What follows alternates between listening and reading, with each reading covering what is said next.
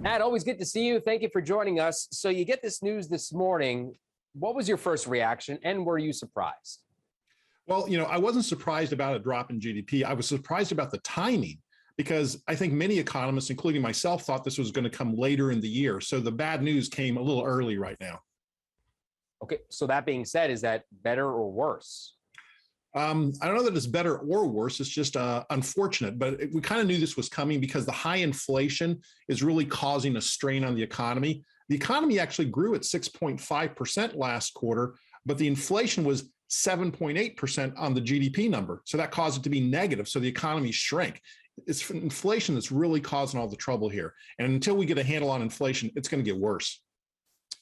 And then I saw some news about the Fed possibly changing interest rates on mortgages. Do you think that's going to help at all?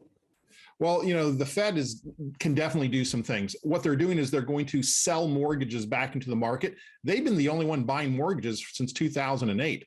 And so over the next 2 years, they've said they're going to sell mortgages, which will increase your interest rates. And they've also said they're going to increase the Fed funds rate, which is also going to increase your interest rates. That's the only way to fight inflation, other than cut government spending. But I don't think anyone believes that's going to happen. From your perspective, and maybe for the folks at home without getting too far into the weeds, explain the difference between GDP and inflation, if you can. What do you look at? What do you put more focus on when it comes to the economy and maybe overall where we're headed? Yeah, think of GDP as the economic pie, and the pie gets bigger or the pie gets smaller. And what happened this last quarter is the economic pie just got smaller. Inflation is more of a result of too much stuff and or too much money and not enough stuff. And so what's happening is the government's printing a whole bunch of money and they're pumping cash into the economy, but there is just no stuff. The economy's not growing. So that causes inflation. Politically speaking, how do you think this is going to impact the midterms? I'm not a political scientist, so I don't know. Obviously a bad economy will hurt the incumbent party. But I do know that the way that the Fed has been behaving and the president and Congress, they've been trying to put this off until after the election. I think, like I said, it's a kind of a surprise and it's a little before they expected.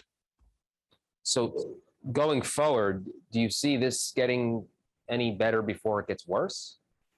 No, I think it's probably going to get worse.